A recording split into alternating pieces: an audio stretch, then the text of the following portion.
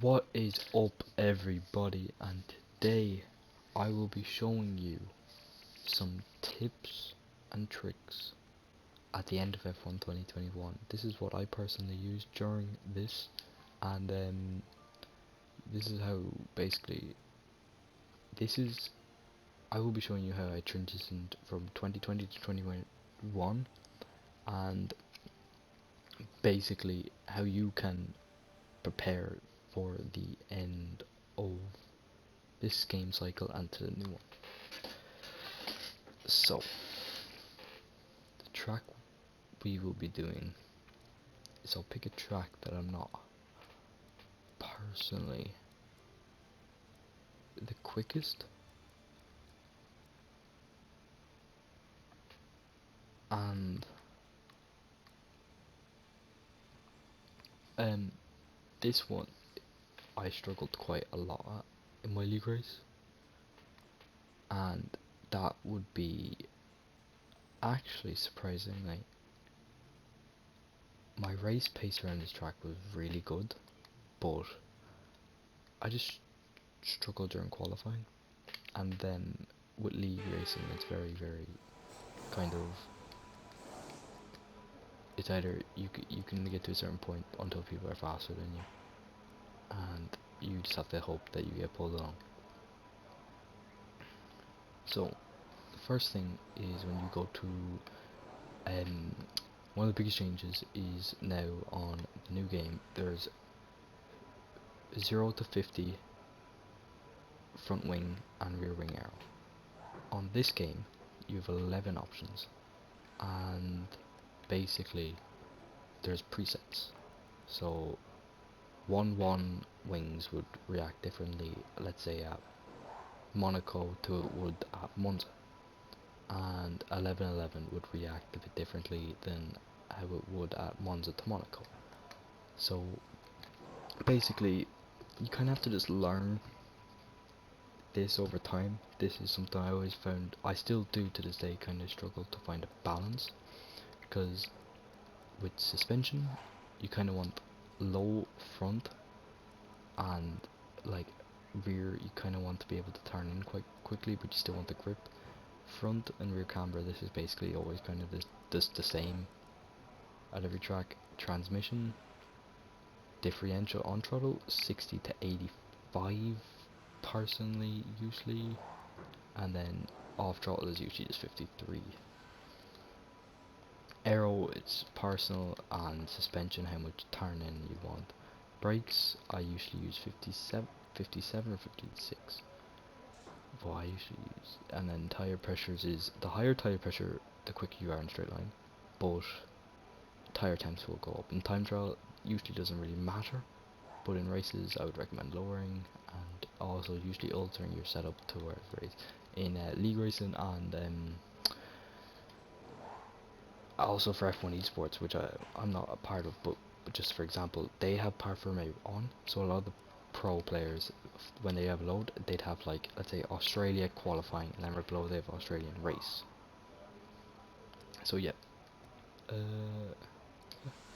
so this track I'm not usually fast at. I didn't do a lot of practice as well. I did more practice than you do kind of race or time trial, and I did a lot of race. So I would, yeah, and I've recently turned off the racing line before the new game, so I've also had to kind of relearn the tracks. So turn 1 here, I don't know, I think it's about late brake, you can cut that corner, right? You kind of want to plant the car as much and keep as close to this, and basically time on this game is made up by making this track distance as short as possible. So when you come down here then, late brake as much as you can be, see the way that kind of, right here the track kind of comes back in on you, kind of this, you want to be right here, you kind of then, you be like this, and then kind of just switch it, so you carry all the momentum through. Usually you have a little lift mid corner and then back on the power, run out here, you have this kind of white line here, that's kind of where you want to end up coming from onto this white line, to then brake, turn in, get close and personal with this apex, run out wide, flick the car back in, have this corner flat in gear 6, run out wide without invalidating, and just again shorten the track. As you line this up, this is usually a gear like 5 or 4 corner. On the new game it's supposed to be gear 6, maybe 7, we don't know how much downforce you use yet on setup wise, but I'd say some of the better stuff. Make this run as short as possible, flick the car over, brake it around this 70, because this kind of corner opens up but then widens back in with this kind of, use as much exit the curve there, and then kind of again short and sweet.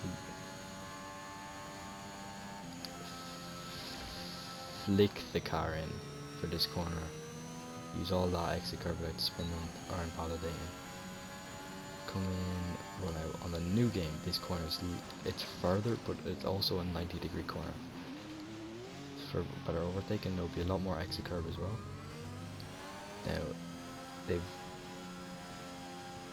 this is just how much you have left on your tyres and how fast you can take these corners. This corner is fairly slow, and this is high downforce flat, but you mostly need like a little lift. So this is basically there. Flick the car in,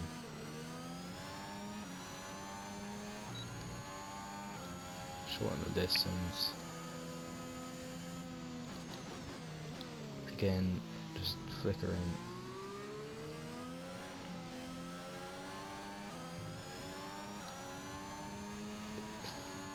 Gear 7 might be possible in the new game because there's none of that sausage curve. This is downshift as fast as you can, get back or up the gear. So instead of making this corner, you're just gonna go right there. You can kind of afford I use too much curve there, but you kind of just want your tyre on that. People usually run out over there, but you kind of want to be here.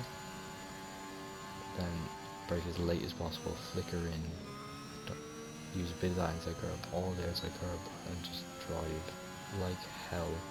Open DRS, brake at the 100, maybe a bit later, 70, 60 maybe, is possible. And yeah, if you just like work on yourself, figure out where to brake, kind of work on your own personal setup, you will get very, very fast at this track. But the next track is where is it? I want to show you this track because this track is it's quite easy. I cannot.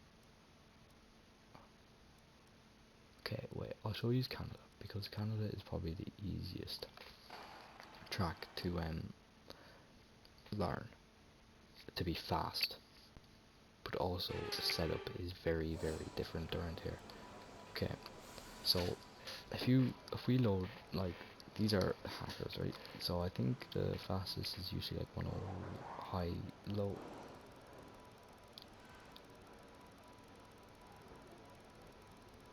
I think it's 108, yeah, around this. So we'll load this guy. So he's using 910. There's his, right? But here's mine. I do usually turn up the tire pressures, but this is my race one. So here we go. So max tire pressures for quality. Brakes 156. Suspension 1, 2, 2, 8, 4, 7. This has basically really good turn in, but has decent stability, I guess. Suspension same as usual. This is my on and off throttle, but usually I turn this down and do basically this. And then these are my wings, but I would recommend doing this. And yeah, if you want to copy my setup there for the race, but yeah, this is basically what I usually use for qualifying. So coming up here, you have to brake like as late as you can and not invalidate on that first part, and then I'll show you the run. So coming up to turn 1 here, you brake right here. That's my brake, that's how I remember where to brake at turn 1. This little piece of dirt right there. So you brake there, and you turn in. You want to cut this as much as you can. And there's no scrub on this game, so you don't lose any speed with, yeah. Sometimes I'm out the curb, sometimes you run away from it. You're usually gear 2 or 3. This is probably one of the hardest parts of the lap. What might sound stupid, but how easy it is to spin here, spin and break a front tire or a front wing and completely ruin your qualifying. So you want to be on the power soon, but sometimes you just get, you want to end up here, but sometimes you get flick and you're into that wall to the right, or you, yeah, it's just a love-hate relationship with me with that corner. It might sound stupid, but yeah. This is also a very hard braking zone to judge, but usually you kind of want to brake on the shadows. Turn in, this is another corner you can cut a lot. Use a bit of the grass, run out wide up against the wall. What I just tapped and you can do this, right? And then just kind of brake in a straight line. You end up here, cut this, kind of straighten her up. You run it wide onto this curve, make sure this doesn't throw you into the wall, and then you're gone, right? This is the easiest corner to remember a braking zone, because when you're going down here and if you're not defending off anyone in a race, under the tunnel, there's a little thing on the left here, this little grey patch, right there. It's very noticeable when you're concentrating on the left hand side. With the racing line you probably won't notice this, but without it, that is handy. And that is one of the little things that made me want to switch, because you can see things like that, just remember how to, you kind of brake perfectly and you let off when the tarmac changes, and you cut this completely and just straighten her up, run out over this, and then you're fine. Now this is literally how much you want to risk, but I usually risk about to here, and when I get to that you brake, you keep the car all the way right, nearly running onto this kind of like, onto the grass kind of mud, flicker in about gear 2 or 3, inside curb, get off it instantly, run out wide, power down and use this curb to just straighten her up. Flying down now, minimize, and this is just brake as late as you can, cut, and then you kind of just run straight to the line. That is what you want to do at Montreal. Now, the last thing I will show you is probably the easiest thing to do. So, the best place with everything you kind of need is Mexico. This track will make you better. It has everything. It has slow speed, long straights, heavy braking zones. If you want to get used to no assists and kind of how to make your own set, here look, I'll make a random one just from looking at the track. I won't use what I usually use just to kind of stay away. So you're like, oh, need to make a setup. You know, you look at the time trial people, blah blah blah. You go, okay, this is very long straights, but you need front end bite, and then transmission, like I usually say.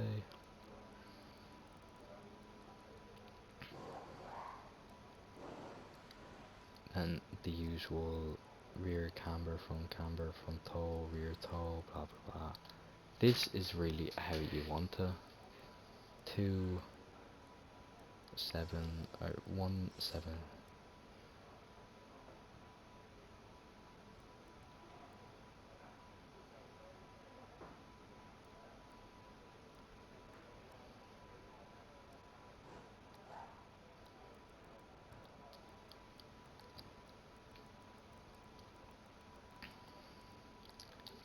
And yeah, I used a bit what I used to use, but we'll just try this. Sadly, now I haven't done this track yet with it recently, so if I invalidate or just guess a couple of corners now, or spin, it is not my fault. So, let's forget about that and head down to turn 1.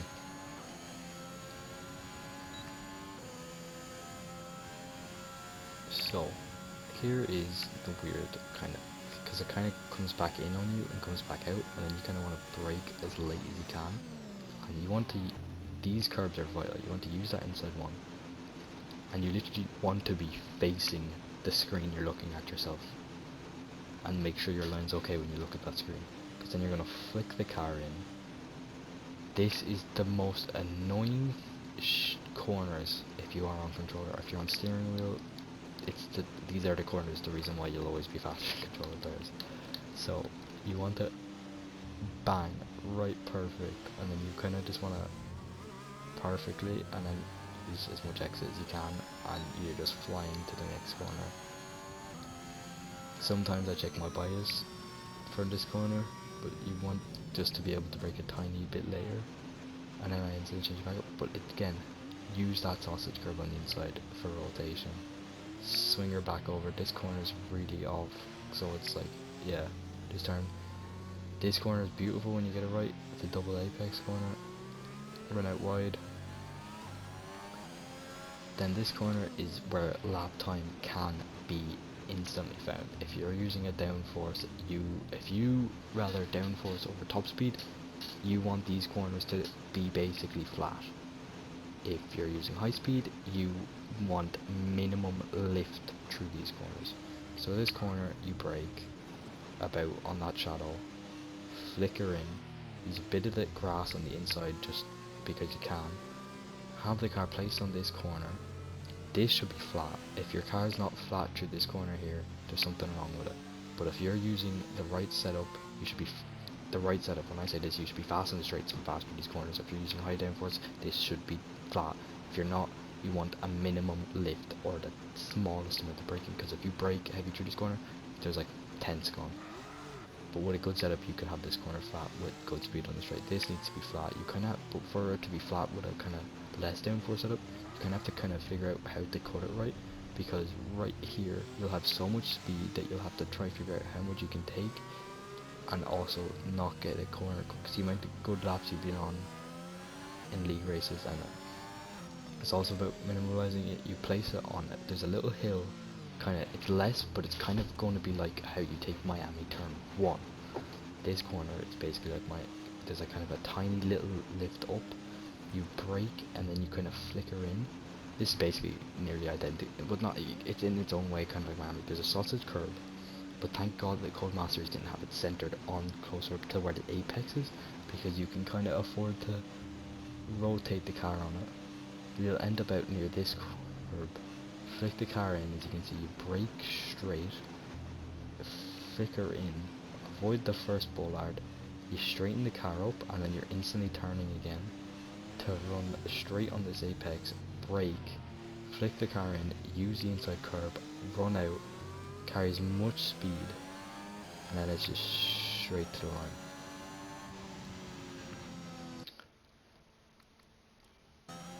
You can do a lot, but this track I would recommend. That is what I used, if you want. I think this is, I have other Mexico setups, but this is the first one. So this is another one you could use if you care that much. But yeah, never use the presets. Presets are for like if you're just messing about, but like, look at this, like, what is this? Horribleness. But yeah, so thank you guys for watching. Hope you enjoyed. Hope this helps you with your setup. If you want just a dedicated setup video, or just like better racing line videos, just comment, and yeah, I'll do what I can. But I'm going to go probably making a couple of videos on other things. I hope this enjoyed. This was basically me just getting on and doing probably the worst job I could at showing you certain things with a couple of spins and valid laps.